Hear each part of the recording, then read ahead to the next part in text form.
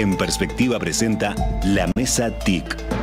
Una hora para discutir a fondo las últimas tendencias de tecnologías de la información y la comunicación, los cambios que plantean en la vida cotidiana y la producción, y el potencial de ese sector en la actividad económica nacional.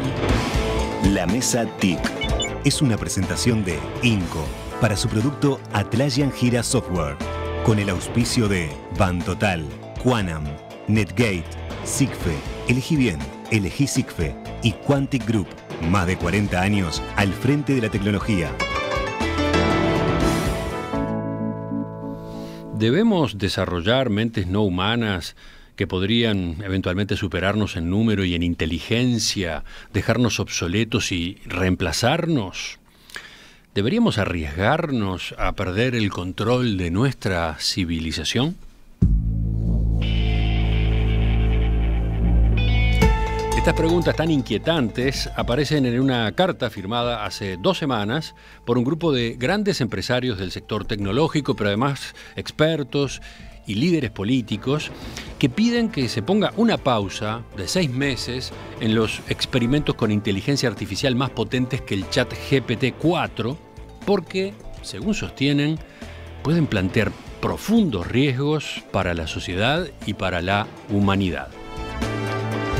En el texto, que lleva la firma, entre otros, del dueño de Twitter, Elon Musk, el cofundador de Apple, Steve Wozniak, o el historiador israelí Yuval Harari, se exhorta a las compañías y a los gobiernos a tomar acciones para mitigar los efectos negativos de esta tecnología, ya que, dicen, nadie, ni siquiera sus creadores, puede entender, predecir o controlar de forma fiable las mentes digitales cada vez más poderosas que se están desarrollando. La preocupación de estos notables de la tecnología por la evolución de la inteligencia artificial no es la única que se ha escuchado últimamente. Unos 20 días antes, acá en Montevideo tuvo lugar el Encuentro Latinoamericano de Inteligencia Artificial, el KIPU. Y la declaración final de aquel evento coincide con varias de las inquietudes que estas personalidades expusieron ahora en su carta, pero incorpora también otros elementos. Pone en la discusión otros factores, por ejemplo, el papel que debe corresponderle a esta región en la evolución, en el crecimiento de la inteligencia artificial.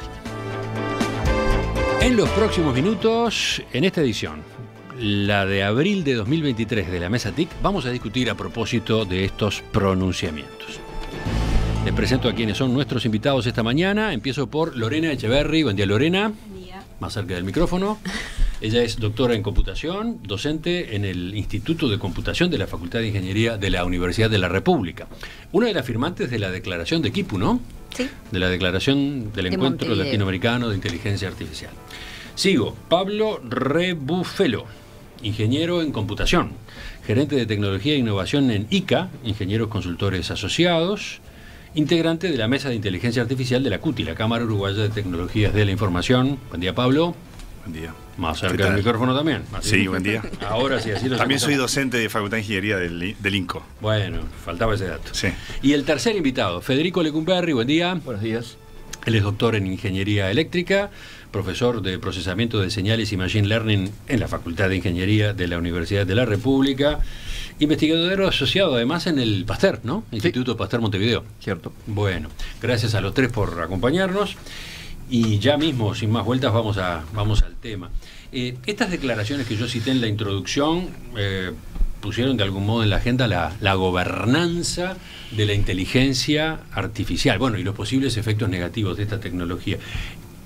No son inquietudes nuevas, ¿no? ¿Desde cuándo se debate esto en los círculos de la inteligencia artificial?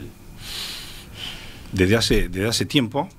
Desde hace 40 años, digamos 50 años. Que al principio, en el 57, los primeros indicios en el área siempre dio lugar a tener una idea de hasta dónde llegaría esto y si podría ser alguna amenaza o no. Pero no fue hasta años recientes donde eso se vislumbró más en la práctica, en hechos reales, que el avance había sido significativo, sobre todo después del 2010, donde los avances fueron muy significativos en esta área. Se salió de la edad media, digamos, de esto. Y ahí empezaron a ver los primeros indicios de avances importantes que, bueno, hacían referencia a que había una competencia con el humano frente a ciertas habilidades, ¿no? De hecho, se usa el humano para medir esos avances respecto al humano, como andaba esos avances. Pero ¿por qué sale ahora entonces? ¿Por qué sale esta serie de pronunciamientos ahora? Bueno, lo que ocurre es que frente al avance en ChatGPT, que tuvo un impacto masivo en el uso y en los resultados, ese es el factor. Yo pienso que ahí lo desencadena masivamente. Y recordemos, ChatGPT apareció en noviembre del año pasado. La versión 3. Sí, la versión 3. Hace muy poco, ¿no? Sí. Ahí estuvo el gran salto. Y también porque pienso que los actores que levantaron la voz son de importancia, bueno, en el caso de Elon Musk y otros, que hacen referencia a que eso ya trasciende aún más todavía. Ahí está. ¿Por qué salen ellos, no? Ese es el detalle acá. Sí, ¿Lorena? Yo creo que es insoslayable entender en cierta forma que hay un trasfondo económico atrás de todo esto y un trasfondo de competencia entre empresas y de carrera por desarrollar cierto tipo de tecnología y por de alguna manera tener una posición de poder frente a los demás. OpenAI, que es una empresa relativamente un nuevo jugador en este escenario, ¿no? Que es la empresa que desarrolló este producto de ChatGPT, el modelo de GPT-3, el 4 y el probable 5 que está en desarrollo. Es una empresa del Silicon Valley, donde Elon Musk fue uno de los capitalizadores de esa empresa. Y esta gente en un tiempo relativamente corto, o sea, en un tiempo relativamente corto, logró un desarrollo de un producto que por distintas razones yo no sé diría si se masificó, no sé si me atrevo a decir eso, pero se hizo muy popular. Ayer mencionaban de que llegó a los 100 millones de usuarios en 2 meses, y eso aparentemente es un récord bastante importante en cuanto a la adopción de una herramienta. Además, acompañado de que provee respuestas, no voy a decir provee respuestas, o sea, tiene una interacción con las personas cuando uno interactúa con esta herramienta que resulta muy sorprendente, ¿está? Yo creo muy que humano. Ahí va, bueno, faltaba ese término. Y ahí creo que eso ha sido como la receta que ha provocado en cierta forma este boom, ¿no? Por un lado tengo una herramienta que está generando unas respuestas impactantes y genera impacto en la opinión pública, y por otro lado estoy llegando tarde tecnológicamente en algunos casos a un desarrollo similar, ¿tá? Entonces ese es un sustrato que está ahí y que para mí no lo podemos desconocer. Bueno, pero uno de los firmantes está en ese proyecto mismo, entonces no está atrasado. No está atrasado. Elon no está atrasado, está ahí, está en el GPT. Entonces, de hecho dicen que se fue de la compañía. No tengo todo el tras bambalinas de debe tener un pie largo, de temporada de pases, pero a ver, yo creo que estos temas que está planteando las cartas, la declaración y la carta del Instituto para la Vida del Futuro, ¿sí? Que es quien hace la carta, los adherentes son los que la hacen más interesante, digamos. Son temas que la comunidad trata hace mucho tiempo, ¿ok? El tema de los sesgos, el tema de la justicia de estos algoritmos, el tema de las diferencias que puede profundizar, son temas que se vienen discutiendo en la comunidad con más intensidad, como decía Pablo, a partir de 2010, ¿ok? El tema de ética, que está atrás de toda tecnología, se discute hace mucho tiempo, en particular en el tema de inteligencia artificial. Es un tema muy fuerte, y es sorprendente cómo ha ido cambiando en las conferencias, en los workshops, en donde se está discutiendo el estado del arte de esto, la presencia de esta área, ¿no? Si pensamos en la carta particular, la carta particular empieza haciendo referencia a un conjunto de guías, ¿tá? Creadas en 2017, que tienen solamente 5.000 adherentes en el mismo sitio. ¿Ah? Esta carta lleva 20.000 adherentes, a lo que yo me fijé ayer de noche, ¿okay? Entonces, nadie adhiere a los principios fundamentales, sino que adhiere a esta carta porque tiene un punto clave, un gancho. Paremos todos 6 meses. Si buscaban un gancho, felicitaciones, lo lograron, y acá estamos discutiendo de eso. Eso es fantástico. ¿Ah? La pausa de 6 meses que se propone allí es algo absolutamente imposible, ¿no? Es impracticable, pero termina siendo un gran gancho para la discusión. Sin duda, yo creo que creo que es impracticable porque la pausa la tienen que poner los humanos. Y ya está. Ahí es donde creo que llegamos no es que seamos el problema de todo, pero hay otros intereses. Tenemos también pausas sugeridas en otras cosas, o hemos establecido como humanidad ciertas formas de relacionamiento, por ejemplo, el cambio climático, por ejemplo, las armas atómicas, por ejemplo, la edición genética. ¿Okay? Hemos dicho que por ahí puede haber problemas. Ok, hagamos algo. ¿Qué pasa con el cambio climático? Y los protocolos que decidimos utilizar. Bueno, ya hemos visto la respuesta, no es necesario ponerlas arriba de la mesa de vuelta. Con la edición genética y el ADN recombinante y esas cosas que no nos pregunten mucho, ha habido una pausa, ha habido estamos de acuerdo, hay que parar por lo que puede suceder, pero se sigue investigando en áreas relacionadas con eso. ¿Tá? Y lo mismo con las armas nucleares. Hasta que uno tire algo y el otro va a salir enseguida, y si el otro es más fuerte que yo, eso me parece que ahí es donde va a subir. Y creo que eso es donde la pausa no puede llegar a no tener mucho sentido. La pausa, pero la reflexión sí. ¿Y Sin por duda. qué? Mi pregunta es, teniendo en cuenta que estos debates no son nuevos, ¿qué ocurre ahora? ¿Cuáles son los riesgos ahora? ¿Cuáles son los peligros que están más cerca? ¿Por qué habría que hacer una pausa? ¿De qué estamos hablando en términos concretos? Yo pienso que esto nos pone, al nivel que se desarrolló ahora, nos pone frente a nosotros mismos como humanidad. En el sentido de que hemos creado algo que compite con nosotros mismos y que nos muestra facetas que no reconocíamos de nosotros hasta ahora. Y nos obliga a analizarnos más profundamente en la interna como humanidad para saber de qué forma darle a esto que va a estar con nosotros. No deja de ser una herramienta, no deja de ser algo que nos va a asistir. Está bien, está a un nivel siguiente de todo lo visto hasta ahora. Es confundible con el humano. Más tarde voy a hacer alguna referencia a eso, de un riesgo que si bien no se está manejando mucho, pero es real, lo voy a decir más adelante. Y sí, existen riesgos porque hoy los humanos tenemos riesgos mutuos. Es decir, nos enfrentamos unos a nosotros y algo similar a nosotros lo vemos como riesgoso. Eso es así, es nuestra naturaleza.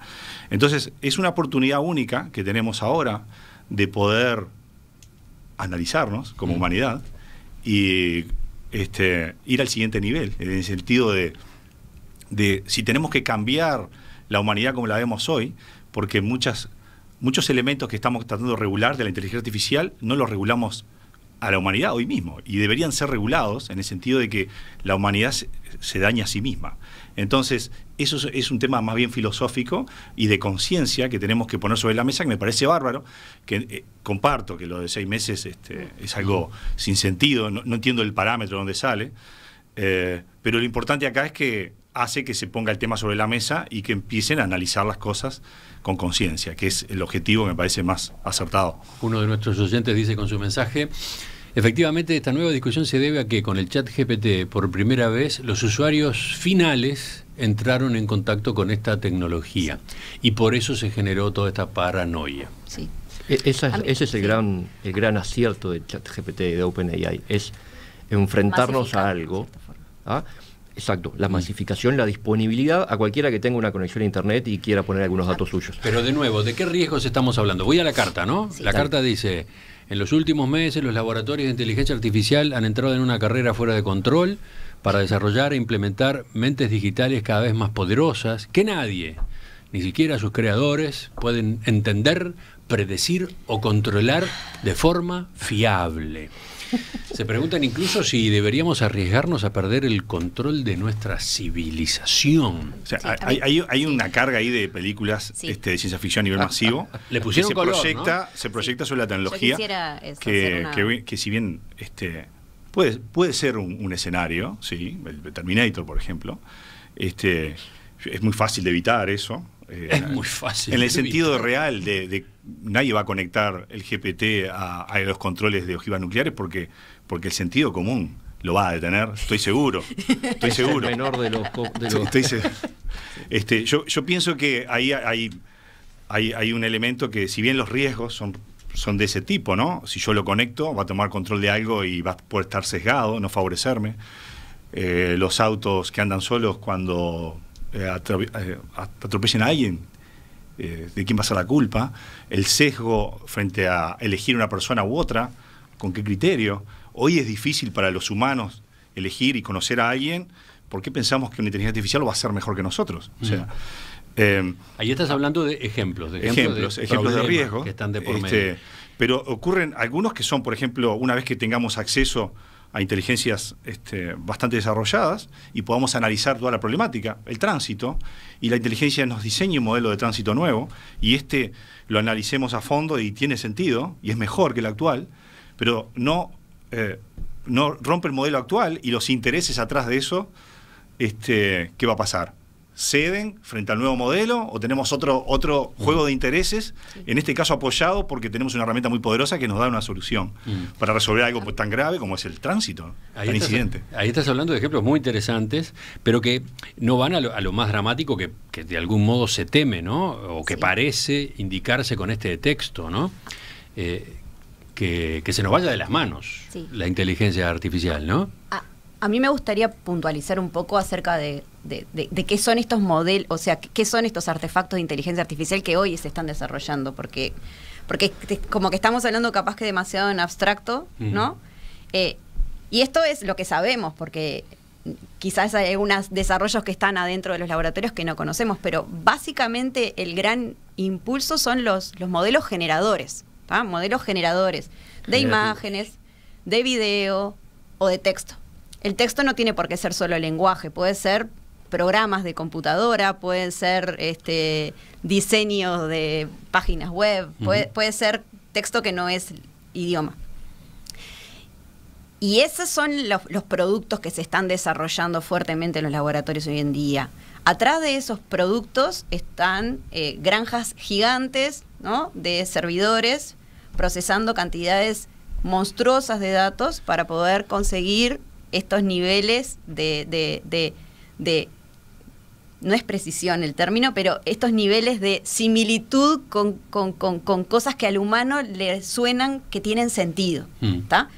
De ahí a pasar a hablar a términos de conciencia, capacidades cognitivas nuevas y un montón de cosas, hay una distancia. Entonces ahí hay como una cuota de voy a decirlo claramente, como de exageración, me parece a mí, con respecto al estado en el que están las cosas, que a mí me llama la cautela. O sea, hay una cuota de exageración en la propia carta y una señal de alarma hacia un riesgo horriblemente en el futuro ficticio, cuando, como bien dice Pablo, hay riesgos reales ya hoy con el nivel de desarrollo que hay en la vuelta, ¿está? Y los riesgos más grandes tienen que ver con esas cosas que mencionaba Pablo, con cuáles son los datos que se utilizan para que estos modelos se entrenen y nos provean soluciones posibles, con riesgos de que se tienda como a homogeneizar la producción, comillas, creativa, ¿no? ¿Qué pasa si todos discutíamos eso el otro día, qué pasa si todos empezamos a utilizar estas herramientas para generar imágenes? ¿Qué pasa con la capacidad de crear imágenes nuevas? ¿Qué pasa con las capacidades artísticas del humano, ¿no? O sea, con la capacidad de innovar. También en el texto. En el texto pasan cosas como que ya existen herramientas de asistencia de escritura, que uno dice, bueno, quiero ahora que me organices esto y que me hagas este nuevo texto estilo tal o cual cosa.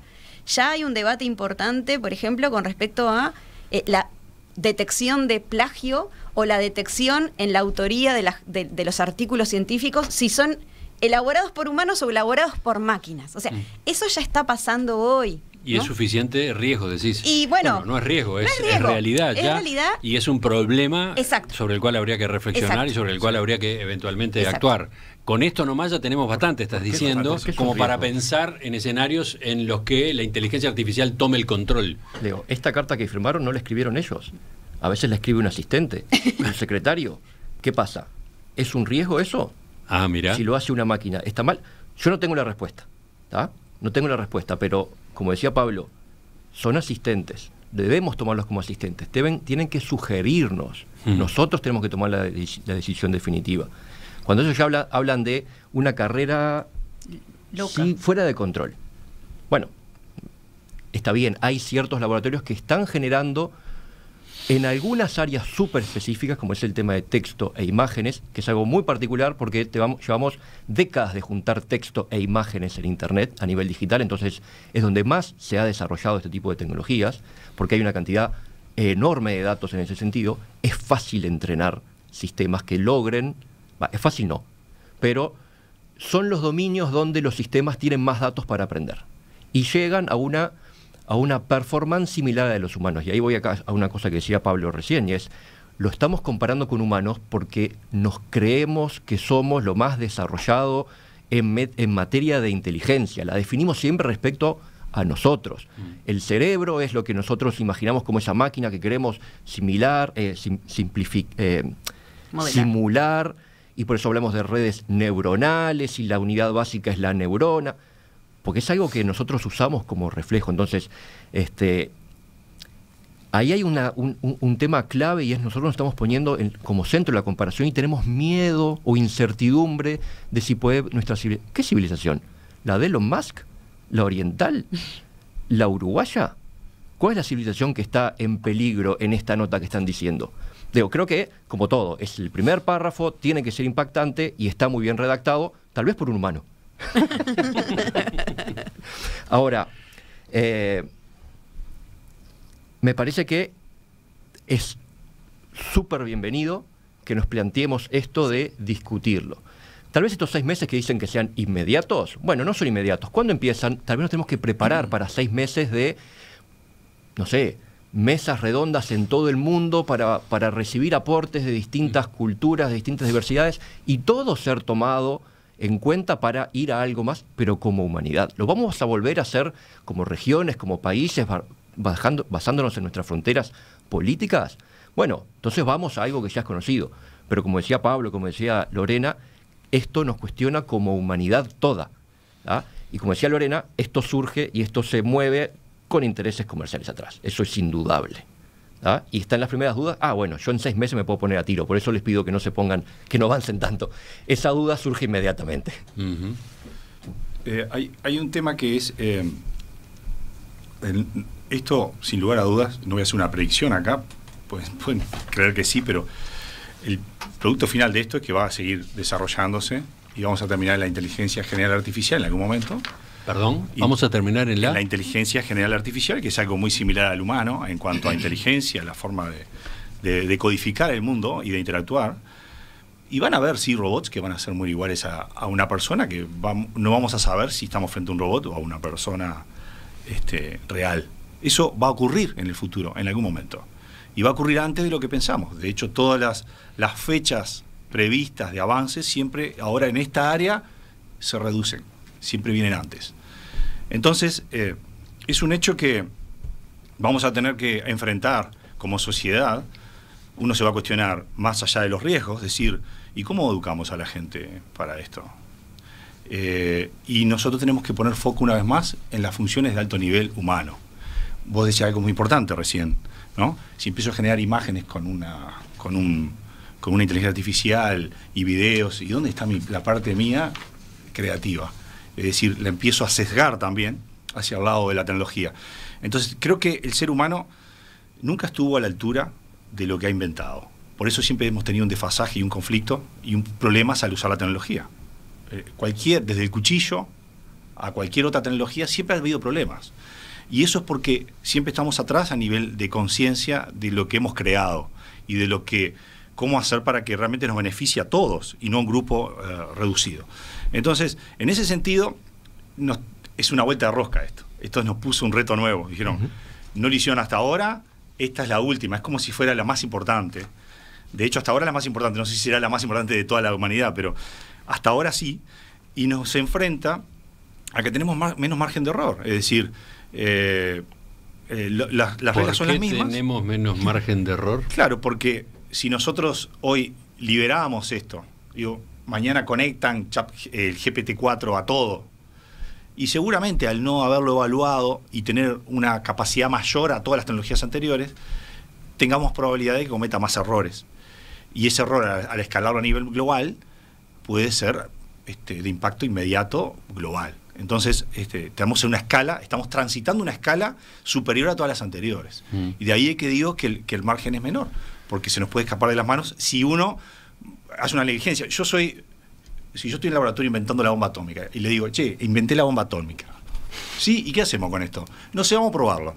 Y voy y la hago reventar y pongo barcos y soldados en el entorno a ver qué pasa.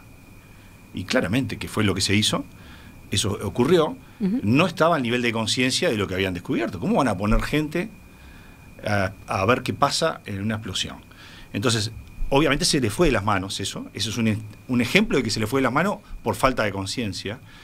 Acá estamos en una instancia que me parece bárbaro de que ataquemos este tema, no importa por la vía de los 6 meses o quién lo firmó, pero sí que esté en la mente de todos, porque acá hay un tema que es importante, que es las personas comunes y corrientes que no son tecnológicas y que no saben de esta área van a poder evaluar esto desde el punto de vista filosófico y van a poder aportar como humanidad.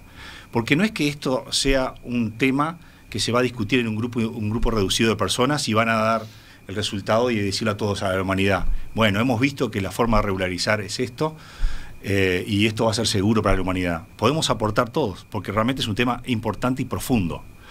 Lo que quería decir, y termino en esto, es un riesgo mayor que yo veo, es que mañana, cuando haya robots similar al humano, la gente elija al robot y no al humano.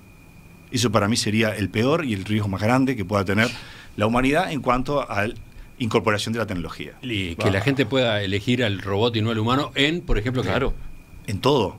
En su vida, rodearse de robots, no quiere interactuar con humanos, no quiere darle oportunidad a un humano, no es sensible a un humano. Bueno, eso medio que ya pasa. Eso sería yo tengo una lo peor. aspiradora que me limpia la casa redondita y que da... Sí. O sea, hay ciertas tareas que yo creo que está bien, pero... y entramos en el mercado laboral, pero hay que tener en cuenta cuál es el impacto.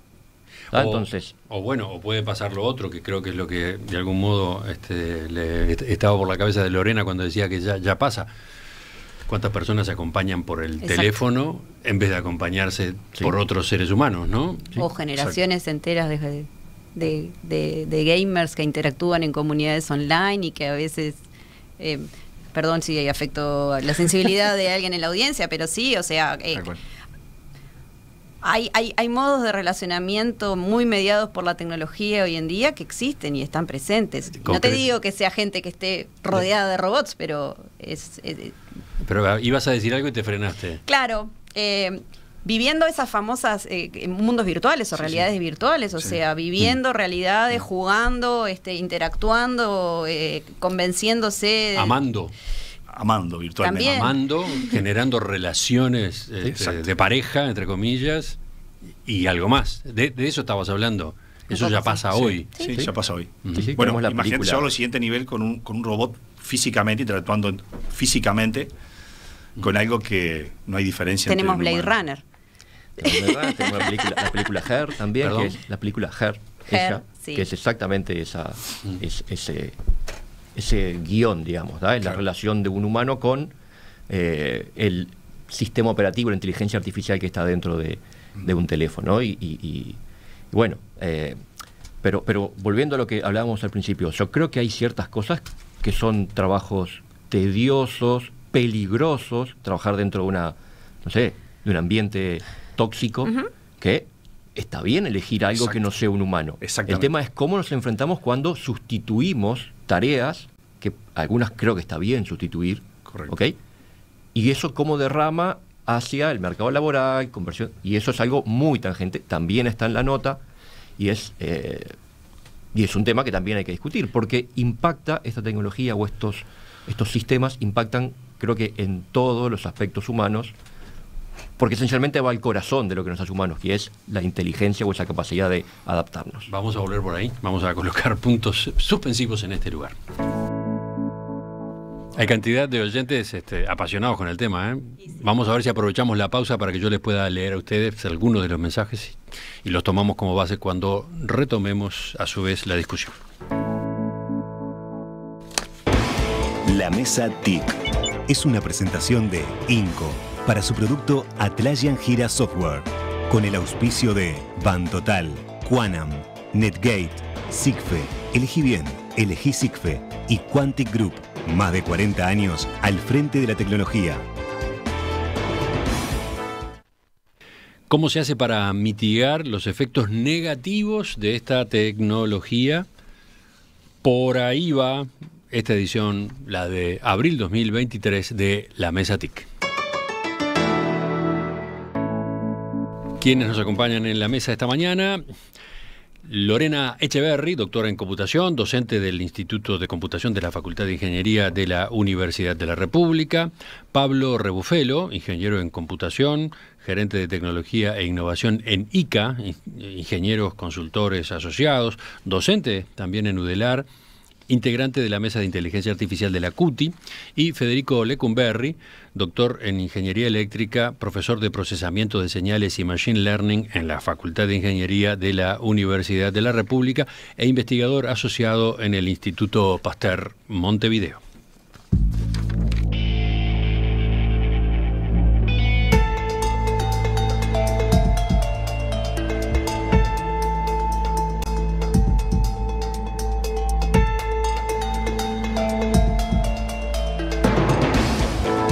Uno de los primeros mensajes que llegaba de nuestra audiencia era una crítica constructiva.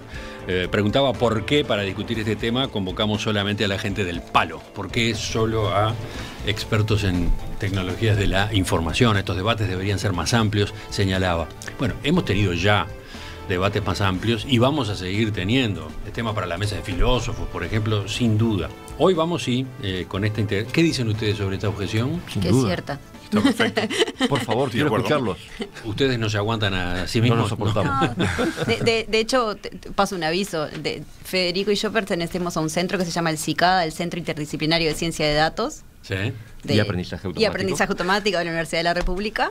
Y bueno, y ahí tenemos una línea de investigación que tiene que ver con ética, sesgos y discriminación en la ciencia de datos. Ciencia de datos es como un nombre, otro nombre paraguas, si se quiere, a disciplinas que hacen procesamiento de datos. En particular pueden usar técnicas de Machine Learning o inteligencia artificial.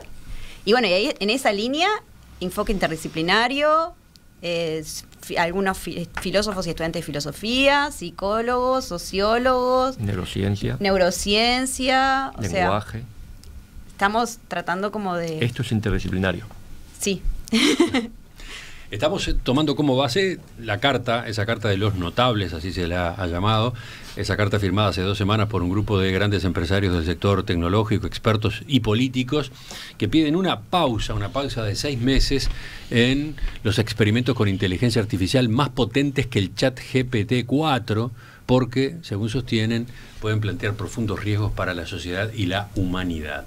Es interesante este matiz, ¿no? No piden que se pause los experimentos con inteligencia artificial, sino aquellos con tecnologías más potentes que el ChatGPT-4. ¿Qué importancia tiene esto para el oyente no metido? Bueno, yo creo que son los sistemas que han mostrado un desempeño más cercano al humano. Vamos a hablar de Turing y su experimento el test de Turing. Rápidamente, si nosotros le pasamos una pregunta a algo que está detrás de una pared, nos devuelve una respuesta. Si nosotros no podemos distinguir si es un humano o no, entonces pasa el test de Turing. Rápido, ¿no? O sea, bueno, creo que ChatGPT lo pasa en general. Pero si analizamos un poco más en profundidad la respuesta de ChatGPT, bueno, vemos que tira un poco de bolazos también. Bueno, pero los humanos también. Por supuesto. O sea, hay una distinción que me parece sumamente importante, y es, por un lado, uno puede analizar cuán parecido o cuán parecida una respuesta real es la respuesta de estos sistemas, ¿no? Cuán creíble es la respuesta, ¿está? Y en eso estos sistemas dan respuestas creíbles. Tienen una forma creíble, ¿no? Es un texto razonablemente escrito, hablábamos el otro día con Ayala Rosá justamente de eso, sintácticamente correcto, semánticamente razonable, tiene pinta de ser un texto. Ahora, su contenido, la noción de verdad, ¿es cierto? ¿No es cierto? Y ahí es donde empezamos a encontrar cosas que las versiones actuales presentan un fenómeno que se llama alucinación, ¿no? Otra vez, claro, otra vez agregándole atribuciones humanoides a artefactos de software, ¿no? Las alucinaciones son inventos, básicamente. O sea, es que ese artefacto está respondiendo a algo que no es cierto. O que no existe en lo que estabas diciendo. Exacto. Hay varios experimentos, uno si se pone a buscar ahora, pueden buscar en su buscador conocido, porque hay mucha gente reportando este tipo de fenómenos, ¿no? Bueno, y entonces ahí estamos hablando de un fenómeno que existe, que ya es conocido y que estas herramientas, por ahora, hay gente investigando sobre cómo tratar de evitar estos fenómenos, pero son fenómenos que existen en estos artefactos y que probablemente GPT-4 también los tenga y que se pueden propagar, ¿no? ¿Y si los humanos lo hacen, no lo puede hacer una inteligencia artificial? Sí, ahí, claro, pero ahí lo que va Entonces, al ahí está nudo, de vuelta la comparación claro, contra el humano. El nudo de la cuestión es ¿para qué usar este tipo de sistemas? ¿Cuándo y cómo? ¿Tá? O sea, algo que me parece que en algún momento también vamos a hablar, que es el tema de la educación. Yo quisiera, por ejemplo, hacer un llamamiento justamente a los oyentes de ChatGPT. No es un oráculo. Por supuesto que no. No es un oráculo. No puedo preguntarle cualquier cosa y que lo que me conteste yo lo dé como verdad absoluta. ¿Tá? No es un sustituto de un buscador de internet tampoco. ¿Tá? Hay gente que lo está empezando a usar de esa manera. Tampoco es eso, ¿no? Es un asistente. Es un asistente que sabe hacer algunas cosas muy bien, que tienen que ver con eso, procesamiento de texto, ¿no? Masajeo de texto, de información, pero hay otras cosas que no las sabe hacer bien. Y tenemos que informar a la gente acerca de eso. Y por el dominio ese de aplicación tan sensible que es el chat, la interacción a través de texto, es de alguna forma el éxito que tiene y la capacidad de acceder, ¿no? Pero de vuelta, lo que en general estos sistemas de inteligencia artificial o de machine learning aprenden son patrones, reconocen patrones y estructuras. Y la estructura de los documentos que entrega o de las imágenes que entrega son muy fácilmente engañables a nuestro cerebro. Y volvemos a quién es el que evalúa. Entonces, el cerebro es muy fácil de engañar. Quiere que lo engañen. ¿Ah? Entonces, mostrar un texto que parezca correcto es lo que está logrando hacer ChatGPT en sus distintas versiones. ¿Ah? Nosotros como usuarios de esta tecnología debemos cuestionar, revisar las fuentes, revisar otras fuentes que generen una información similar a esa que está ahí. En nosotros está utilizar esto para integrarlo y luego volcarlo a nuestra actividad. ¿Ah? No quedarnos como una cosa. Es muy cómodo. Y eso también es algo que nosotros como humanos nos gusta hacer. O sea, algo que nos soluciona algunas cosas. Me encanta que la aspiradora limpie el living de mi casa tranquilamente y punto. Pero digo, ¿hay algún otro tipo de detalles que tenga eso para tener en cuenta? Tenemos que cuestionar lo que sale. Y eso es donde tal vez nos esté faltando un poco más para la interacción con estos sistemas en general. ¿Ah? Y un detalle, Lorena lo decía en particular, son sistemas que todavía, como inteligencia artificial, están dentro de una computadora. Su interacción es a través de una interfaz de texto o de una pantalla. La inteligencia artificial o los sistemas de inteligencia artificial que van más a una interacción con un entorno tridimensional, nuestro entorno humano, ¿sí? El actuar sobre algo, el mover un objeto, el pintar una pared o hacer algo, a partir de una orden general, no programarlo para que pinte la pared, sino decir en general, arreglar esta habitación. Bueno, ahí hay un avance que todavía falta, no sé cuánto, pero ahí no hay tanto avance ni un fuera de control en cómo se está avanzando en esa dirección, por la dificultad que tiene el entorno para actuar con él. Empezamos a ver robots, sistemas digitales que pueden subir una escalera, que si uno los empuja no pierden el equilibrio. Eso hace 5 o 6 años, los veías que lo empujabas y caía. Hoy no está sucediendo eso, están mejorando, pero todavía solamente saben subir escaleras o no caerse. ¿Ah? La integración de esto nos lleva a que esto continúe avanzando.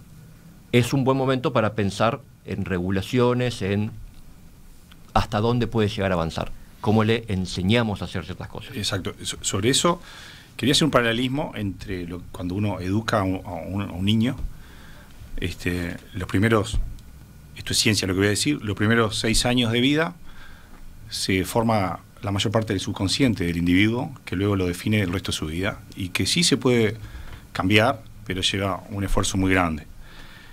Y es muy importante, inclusive el cerebro funciona diferente del niño en frecuencias y absorbe absolutamente todo sin filtrar, sin cuestionar, no tiene capacidad de cuestionamiento.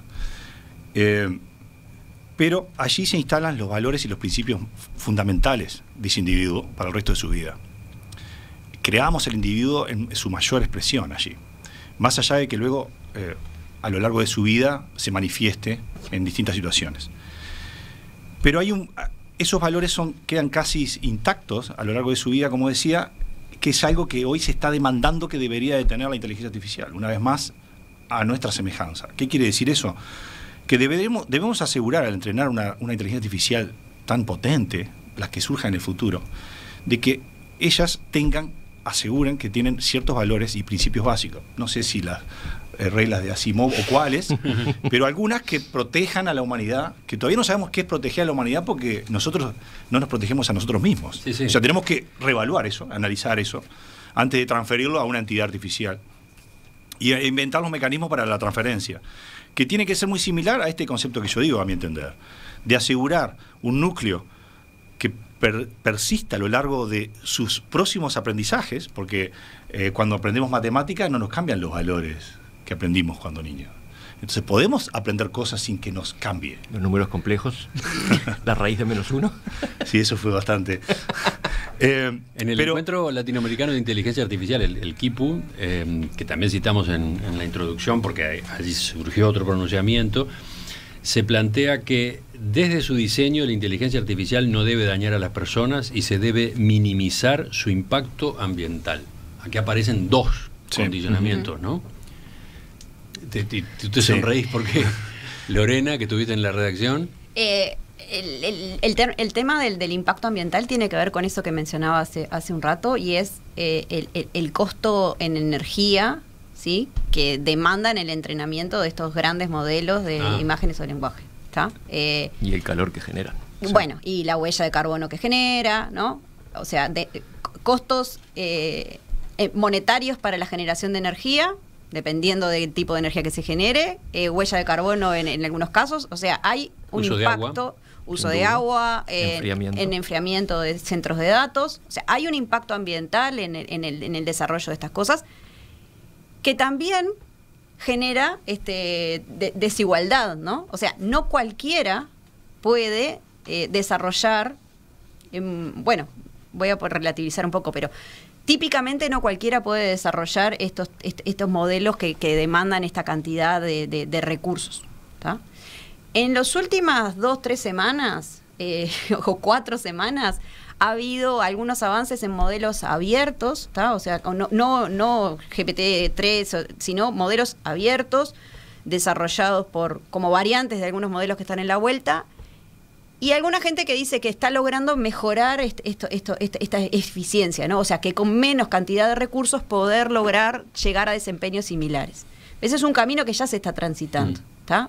No una cosa de, bueno, lo hago porque puedo, y como puedo tener todos estos recursos a disposición, entreno esta monstruosidad y gasto un montón de recursos en eso. Perdón, es bueno anotarlo porque creo que en las discusiones que se están dando sobre inteligencia artificial y sobre estos nuevos desarrollos, esta parte, digamos, el detrás de escena, ¿no? El backstage, la parte de los fierros, aparece poco, ¿no? Sí. Y tiene un impacto ambiental. En principio tiene un impacto ambiental complicado. Sí.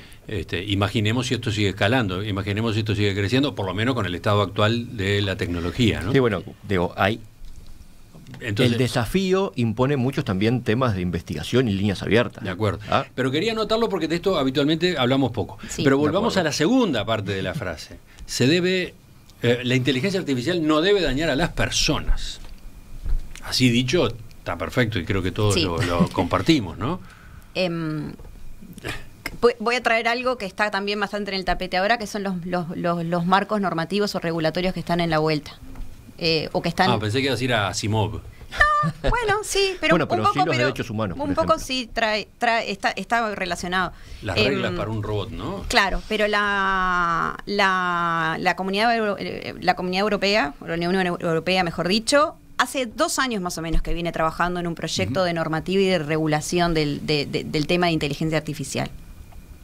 también salió en las noticias recientemente que Italia prohibió el uso de ChatGPT, hay rumores de que Alemania y Francia parece que también se subirían a esta prohibición.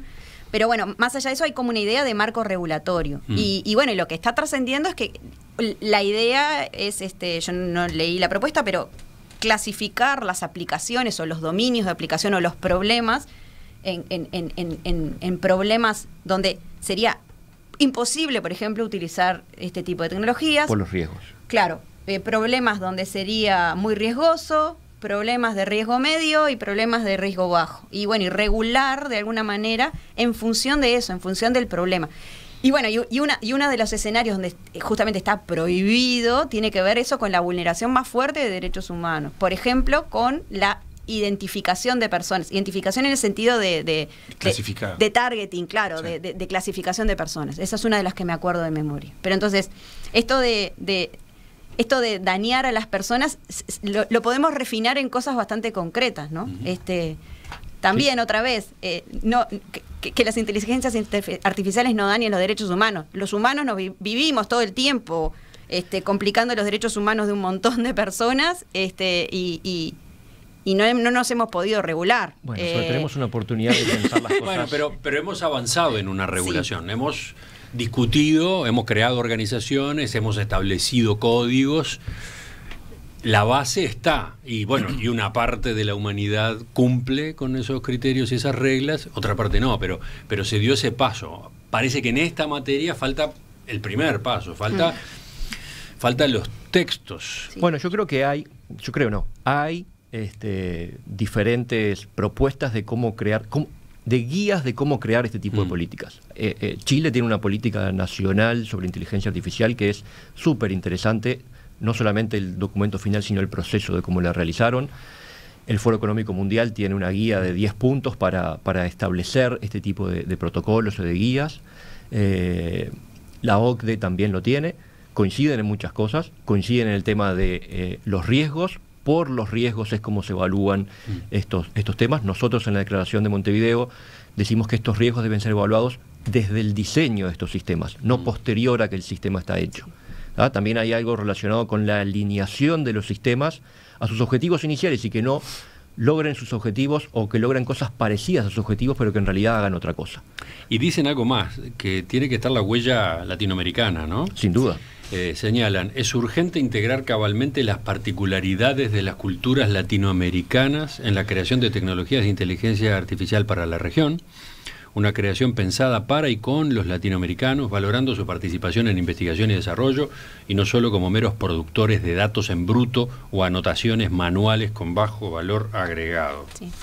Sí. Esto puede llamar la atención a quien lo lee, ¿no? Sí. Yo voy a tomar el último punto, después seguimos con el otro. No, eso es lo que decía de las anotaciones manuales con bajo valor agregado. Ese es otro tras bambalinas que normalmente muchos desconocemos, ¿no? Y es que para poder entrenar estos artefactos tiene que haber anotaciones humanas que describan, en muchos casos, en otros casos no, que describan qué es lo que, por ejemplo, esa imagen que estoy usando, bueno, esta es una imagen de un perro, esta es una imagen de un gato. Exacto. Esos son los ejemplos más simples, ¿no? A eso se le llama anotar, ¿sí? Esa tarea de anotar texto o imágenes, normalmente es una tarea que hacen humanos y normalmente muy mal pagos. Son grandes contingentes de obreros, entre exacto. comillas. Ha habido información a propósito de lo que pasó en la preparación del propio ChatGPT, ¿no? Sí. Sí. Para muestra basta un botón. El sitio de Amazon donde se publicitan como si fuese avisos clasificados, tareas de estas, se llama el Amazon Mechanical Turk, el turco mecánico. Qué nombre, ¿no? O sea, y hace referencia a una atracción de fantasía que aparentemente era un humanoide que jugaba al ajedrez, pero que abajo había una persona escondida que era la que efectivamente movía las piezas. Bueno, a través de ese tipo de mercados hay un montón de gente que está trabajando en condiciones bastante precarias, mal pagas, sin capacidad justamente de asociarse, etcétera, y muchos están en nuestra región. Sí, sí. Muchos además terminan sufriendo impactos en su psiquis por el tipo de tareas que tienen que desarrollar. De eso también se ha hablado, ¿no? No son tareas necesariamente salubres, ¿no? Yo quiero... Desde el punto de vista físico y desde el punto de vista mental. Porque, por ejemplo, tienen que filtrar imágenes, tienen que observar y evaluar una cantidad enorme de fotografías y videos, muchos de los cuales son directamente nefastos y le hacen mal a cualquiera que los registre, a cualquiera que los tenga delante de sus ojos, ¿no? Pero en eso consiste, entre otras cosas, el trabajo. Y tú decías, bueno, no puede ser que a Latinoamérica le toque esa parte del trabajo, de esa tarea. A eso ibas. No puede ser que a ninguna región. Bueno.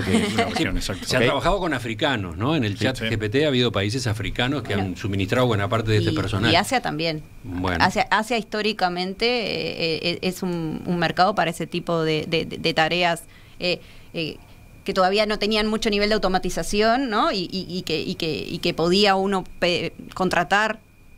Es espantoso, pero por muy poca plata, personas que estaban dispuestas a realizar esas tareas. Yo sé que ustedes tienen mucho para decir, cada uno está mirando el tiempo y dice, yo quiero agregar ¿Me esto. da o no me da? Una frase nada más, pero vuelvo a esto de Latinoamérica. Dice, existe el riesgo de que se excluya y minimice el acervo cultural latinoamericano que reivindicamos. ¿Qué es esto? Por lo menos en 2 palabras.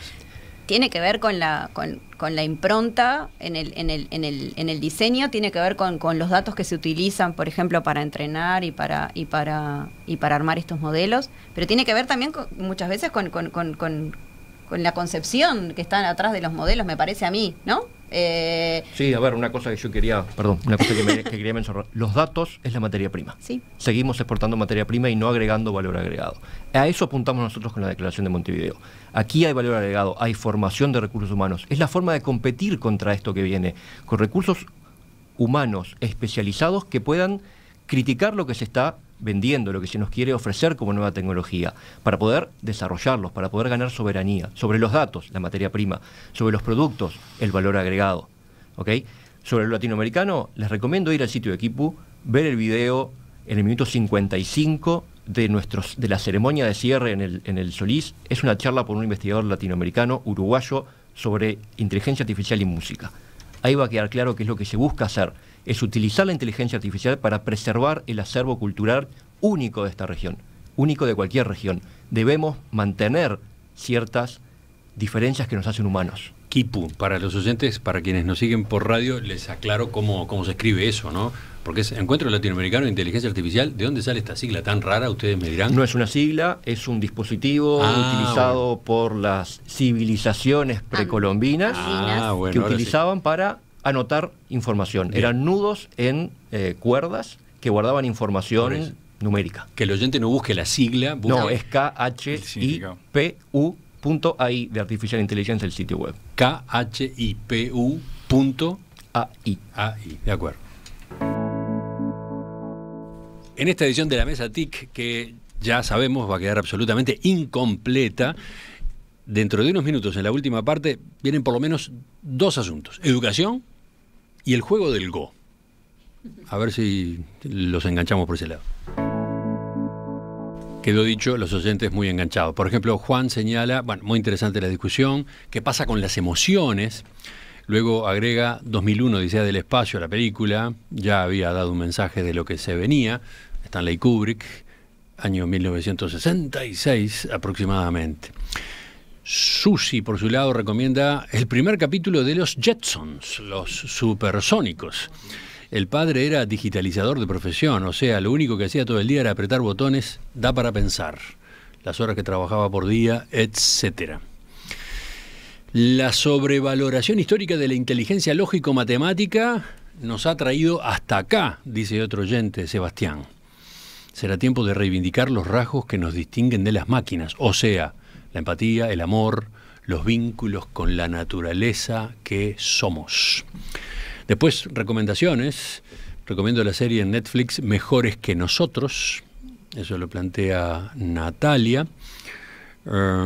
Y sigue. Por ejemplo, Bruno dice, es inocente suponer que una inteligencia superior a la humana no estará en condiciones de desarrollar, explotar canales alternativos para su propia liberación.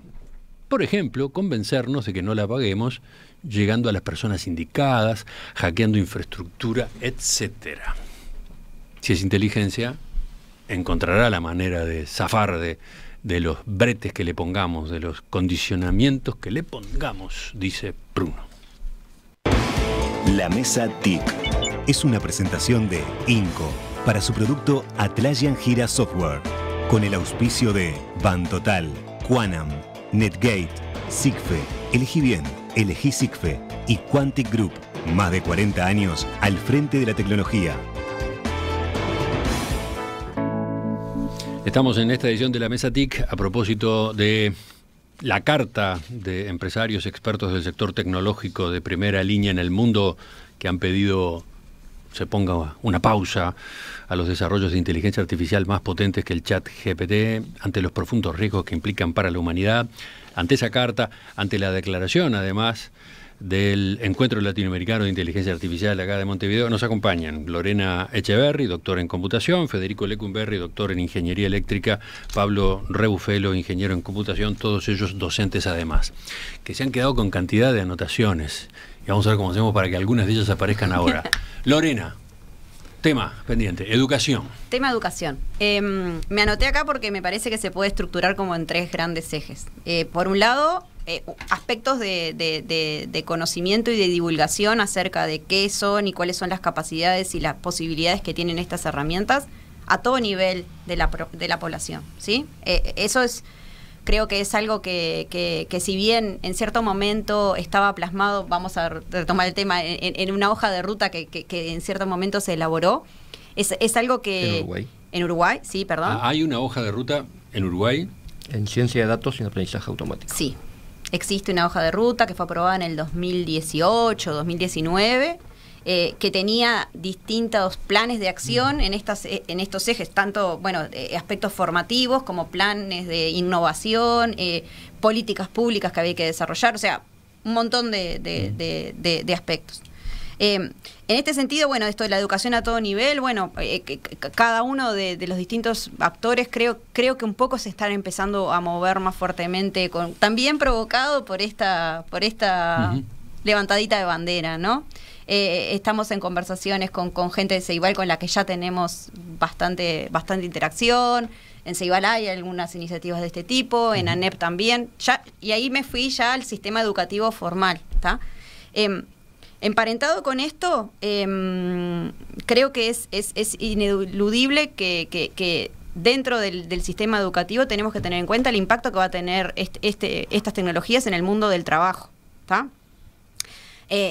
Y ahí quiero hacer una salvedad, o sea, en el corto plazo el mundo del trabajo más impactado es el mundo del trabajo, vamos a decirle, comillas, intelectual, o los reportes que están en la vuelta hablan de que los trabajos que pueden ser más impactados son aquellos como que se le dice de cuello blanco, ¿no?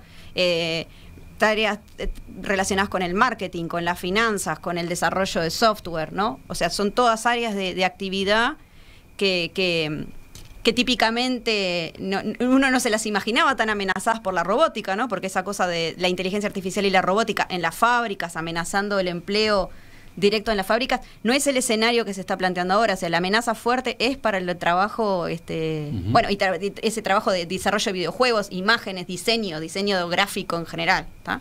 Entonces, ese impacto en el mundo del trabajo para mí va a tener que ser tomado desde los distintos ámbitos de formación. Hay que formar a la gente para utilizar estas herramientas dentro de su práctica, ¿no? Y poder seguir usándolas como asistentes, como dice Federico, pero seguir siendo humanos, trabajando quizás en forma más eficiente o no. Por último, impacto en los sistemas y las prácticas educativas, y esto no es menor, ¿tá? Ya está habiendo bastantes charlas a nivel local e internacional, regional, sobre, cómo impacta el ChatGPT en el aula directamente hoy en día, ¿no? Las maestras, los profesores que hoy en día llegan con sus estudiantes con informes escritos con esto. ¿Qué hacemos, no? ¿Cómo hacemos para lidiar con esto? ¿Cómo aprendemos a coexistir con esto, no? Sí, coincidencia increíble, el ChatGPT cae como un paracaídas, estalla y se instala cuando acá empieza a implementarse una transformación educativa, que a su vez se basa en herramientas, muchas de ellas de hace añares, ¿no?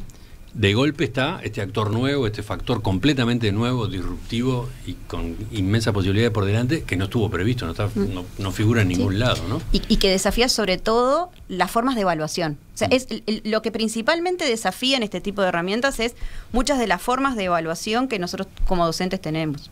Otro de los temas pendientes. ¿Quién iba a hablar del Go? Yo quería agregar algo a este, ¿se puede? Sí. Rápido lo voy a hacer. Acá estuvimos hablando de inteligencia, pero la definición de inteligencia desde el punto de vista humano no incluye solo la parte intelectual y la capacidad de razonar.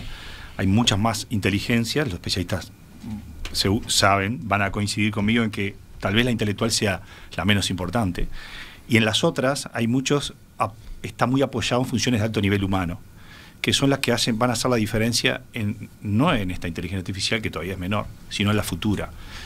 La humanidad debe desarrollarse para ese lado y los sistemas educativos deben de explotar la capacidad de alto nivel humano, que está formada por la creatividad, la intuición, el procesar las experiencias de vida, el saber el autoanálisis para saber a dónde ir y usar estas herramientas cruzadas para favorecer en los sistemas educativos el avance rápido a medida por persona. Estoy diciendo algo importante, es avance a medida. Es decir, hoy no hay una educación a medida, es masiva. Si yo calzo ahí, bárbaro, y si no calzo, me retraso respecto a otros, que después me doy cuenta años más tarde.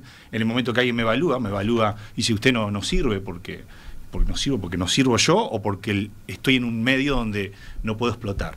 Bueno, todo eso tiene que cambiar, esto va a ayudar a cambiar eso, pero va a haber que replantearse un sistema educativo totalmente diferente. Y no estoy hablando de incluir solo una herramienta, una computadora, sino la forma de concebir la incorporación de conocimiento en el individuo, en el cual el individuo debe participar en decidir cómo incorporar el conocimiento en sí mismo. Que hoy no hay mucho pie para eso, ¿no? Es muy extenso esto, lo corto por acá, pero sin duda, por ahí viene la mano. Vamos agregando, vamos punteando. Ahora hablo del Go. Antes quiero decir que el Plan Ceibal es una política pública para el uso de una tecnología que redujo desigualdades. Y eso creo que es algo que tenemos que pensar en el uso de la tecnología de la inteligencia artificial. El desafío es implementar políticas públicas para usarlos para el bienestar social, reducir desigualdades y no reforzarlas.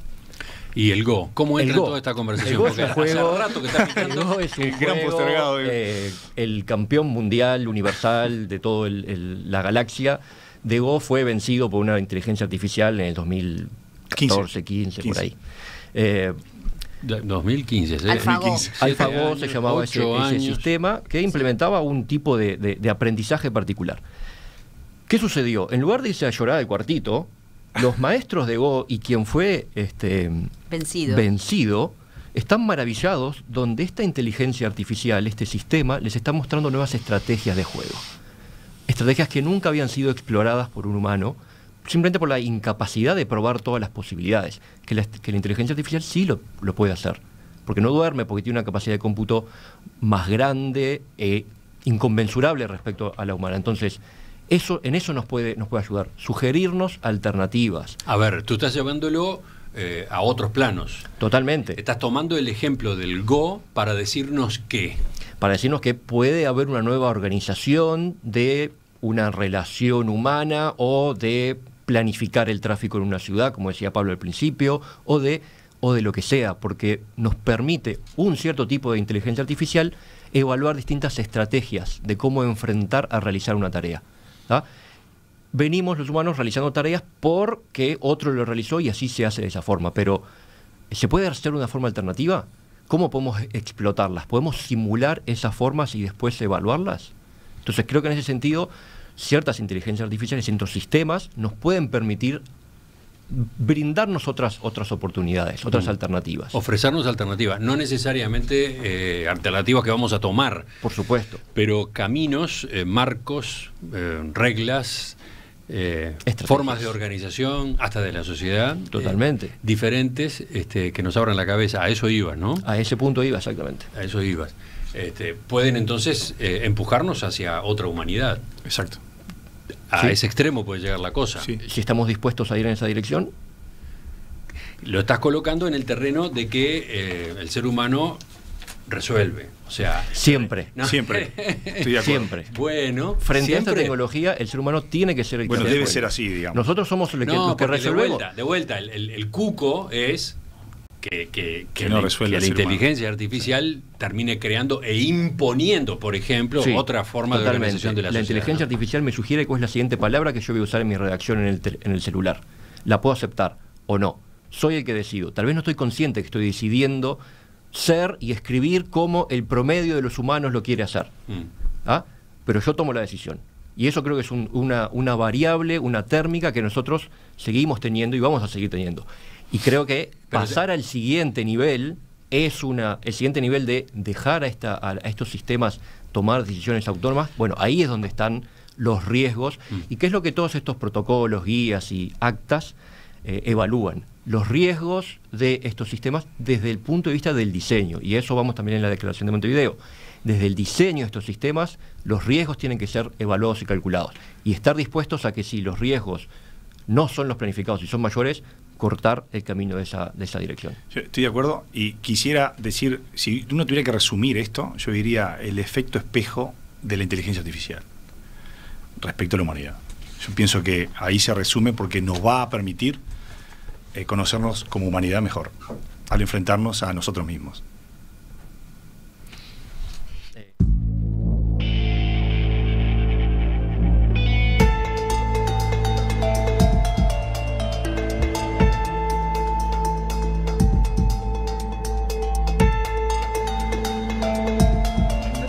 Lorena Echeverri, doctora en computación, Pablo Rebufelo, ingeniero en computación, Federico Lecumberri, doctor en ingeniería eléctrica. Gracias a los tres por acompañarnos hoy en esta reflexión, en esta discusión en la mesa TIC a propósito de inteligencia artificial, sus últimos avances y los que se vienen, los más potentes, estos que están generando inquietudes y que están llevando a que se hagan planteos como el de la pausa de 6 meses. Gracias por el aporte que han hecho y que vamos a complementar, por supuesto, con otros. Gracias a los oyentes también por todo lo que nos han escrito.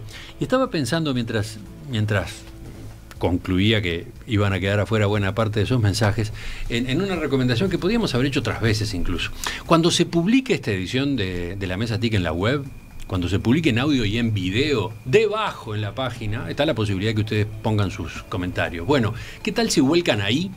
¿Qué tal si vuelcan ahí en la web estos aportes que han hecho hoy, muchos de los aportes? ¿Qué tal si colocan ahí las recomendaciones que han hecho de libros, de películas, de series? Así los demás también, los que accedan luego en el on demand a este contenido, pueden conocerlos, pueden eventualmente disfrutarlos. ¿Les gusta esa idea? Se la tiro a los oyentes. ¿A ustedes les quedó algo? 8 hojas. 8 hojas. Sí. ¿Algo que no puede faltar en el final? No, yo pienso que queda para otra vez. En todo caso. Sí, ahí va. Yo agradecer mucho la invitación. Fue un gusto estar aquí. Exactamente. Lo mismo, agradecer, seguiremos trabajando y aportando desde donde podemos y bueno, encantada de seguir participando, trabajando en estos temas porque creo que hay un montón de trabajo fuerte de divulgación para hacer. Sí, hay que crear mucha cultura en esta materia, ¿no? Sí. Y para eso estamos a la orden, así que sí. Volvemos los vamos a invitar cuando hagamos la declaración de Montevideo pública, esa conferencia de prensa o pues lo que sea. Pero es el plan, digamos, o sea, su lanzada al aire fue en marzo, pero nuestro objetivo es hacerlo en el mundo real también. Seguimos entonces, nos volvemos a encontrar.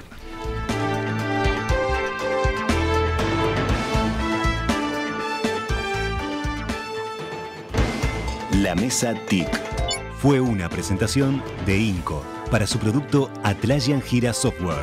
Auspiciaron Bantotal, Quanam, Netgate, Sigfe, Elegí Bien, Elegí Sigfe y Quantic Group. Más de 40 años al frente de la tecnología.